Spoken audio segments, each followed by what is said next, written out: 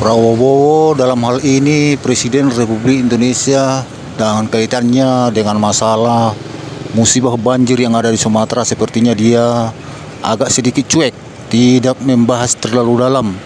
Jadi setelah dia pergi meninjau lokasi dan hanya memberikan kepada tim-tim yang ke sana saja yang mau misalnya untuk mengurusinya, tapi berbagai aliansi yang mengatakan bahwa itu adalah harus dibuat daripada banjir nasional ya.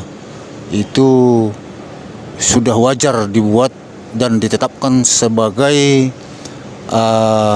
artinya musibah nasional, itu udah harus sebenarnya ditetapkan itu sebagai masalah yang ada di negeri ini. Tapi sampai saat ini tidak kunjung juga ada dia punya pemberian bahwa Prabowo itu terkesan solo-solo saja. Cuman kita curiga kenapa Prabowo sampai hari ini agak-agak dingin begitu. Setelah dia pergi ya sudah, dia tidak berfokus, dia punya artinya kata-kata dia ataupun bahasa dia untuk menyelidiki dengan seksama begitu ya. Cuma di sini kita semakin curiga dan semakin curiga. Ternyata kalau misalnya dibuat sebagai ini musibah nasional, secara nasional, ini pasti diaudit semua ya, diaudit, dan semua kementerian yang ada di sana itu seharusnya akan datang ke sana kalau dibuat sebagai musibah nasional ya. Jadi ini cuma hanya beberapa, enggak semua, belum semua menteri yang ada turun ke sana. Dan kedua, kalaupun itu dibuat sebagai musibah nasional, maka Prabowo pun akan terkesan kena. Kenapa kena? Karena secara umum ataupun seluruhnya akan diaudit, termasuk daripada perusahaan-perusahaan yang dimiliki oleh Pak Prabowo. Jadi Pak Prabowo ini juga banyak perusahaan yang menebang hutan. Banyak perusahaan yang menebang hutan, ditanami hutan sawit dan kayu-kayu yang lain ya. Setelah ditebang hutan itu, sawit yang itu ratusan ribu hektar, bukan sedikit. Bukan sedikit, seperti di Aceh. Di Aceh itu dia sekitar 250 hektar. Dan di Kalimantan itu sekitar 150 hektar ya. Jadi ada ratusan ribu hektar juga. Jadi peristiwa ini mustahil bisa diusut dan ditegakkan undang-undang dan hukumnya. Mustahil sekali, karena Prabowo juga ikut terlibat secara tidak langsung, karena perusahaannya puluhan perusahaan dia yang merambah hutan ya. Jadi bukan sedikit. Seperti ini contoh-contoh dan nama-nama perusahaan Prabowo yang ada di Indonesia ini, yang ada di pertambangan, termasuk di penanaman sawit yang paling banyak, dan penanaman kayu untuk dijual ke pabrik sebagai kayu dibuat untuk kertas begitu. Kecurigaan ini wajar karena bencana ini belum ditetapkan sebagai bencana nasional, masih digantung-gantung begitu ya. Padahal boleh dikatakan sudah ratusan, hampir ribuan orang yang meninggal ya, dan begitu juga pemukiman atau tempat tinggal penduduk itu sudah banyak yang rusak begitu. Masih solo-solo saja dia, belum ada dibuat sebagai statement bahwa ini adalah bencana nasional. Jadi ini pantas kita curiga dan mencurigai dia. Karena apa? Karena dia juga secara tidak langsung ya, dia juga ikut seperti orang-orang yang melakukan yang terjadinya bencana yang ada di Sumatera ini.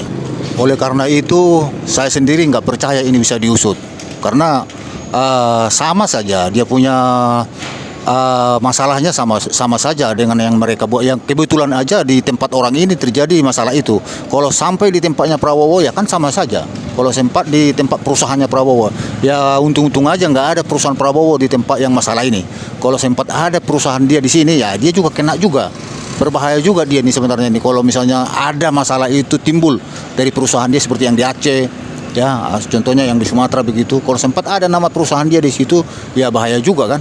Jadi mustahil ini bisa diusut, mustahil, sangat mustahil sekali bahwa ini akan didinginkan aja seperti itu. Ya paling sekedar bantuan begitu saja ya, bantuan ya pakaian, beras apa gitu, cuma segitu saja. Tapi kalau bencana nasional ini, setiap menteri itu harus memberikan bantuan ke sana. Artinya menteri perumahan ada, menteri sosial ada, perkebunan ada, menteri apa namanya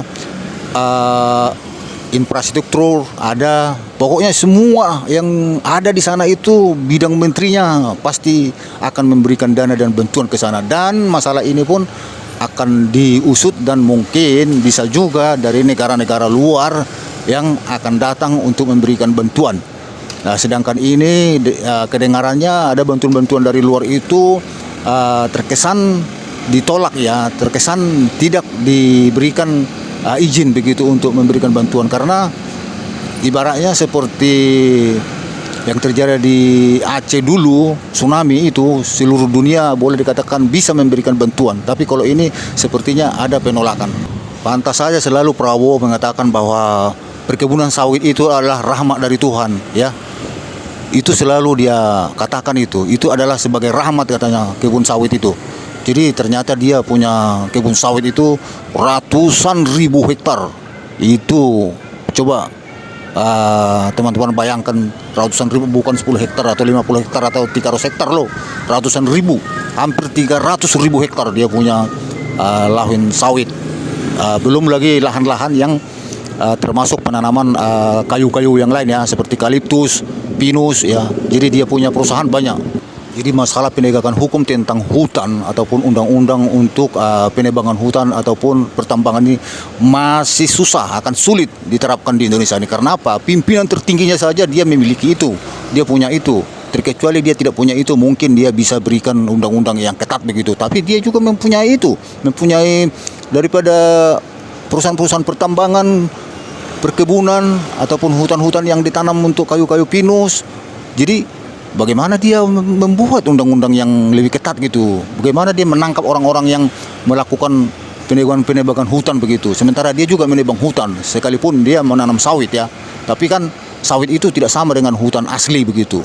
Berbeda, walaupun sawit itu ditanam, tapi dengan hutan lindung yang original, yang asli begitu, berbeda sekali manfaatnya, berbeda sekali ketahanannya untuk menahan daripada erosi-erosi yang ada, ataupun menahan daripada debit air seketika hujan itu lebat ataupun kuat datangnya begitu teman-teman. Jadi janganlah kita berharap banyak ataupun mengharap benar ada di Republik ini lagi bahwa peraturan ataupun undang-undang itu akan berlaku. Akan tetapi undang-undang itu berpihak kepada orang-orang yang tidak mampu saja atau orang-orang kecil saja. Seperti ini bisa kita lihat, kita buktikan benar atau enggak ini nanti. Pantas aja Menteri Kehutanan itu agak dia pun tidak berani ngomongnya. Pantas saja dia ngomongnya itu agak mencela-mencela begitu. Artinya dia berpikir juga, Prabowo juga punya perusahaan yang menggundul hutan begitu ya. Membabak hutan, sekalipun memang hutan itu sekarang sudah ditanami kayu dan ditanami sawit. Cuma ya bernasib aja tidak di tempat perusahaan dia itu yang terjadi masalah ini. Kalau sampai walaupun ditanami sawit ataupun ada tambangnya di situ, ya tetap juga perusahaan itu salah. Jadi kebetulan aja. Tapi kita lihatlah bagaimana sebenarnya. Cuma belum ada penyelidikan sampai saat ini, belum ada, masih ngambang begitu, masih dibiarkan aja seperti itu. Cuma menurut saya ini sangat mustahil akan diusut, sangat mustahil. Karena apa? Presidennya sendiri punya perusahaan banyak seperti ini. Jadi tak usahlah kita bermimpi banyak bahwa ini akan diusut benar-benar. Ya bagaimanapun ya ini sudah nasib daripada masyarakat kecil, teman-teman.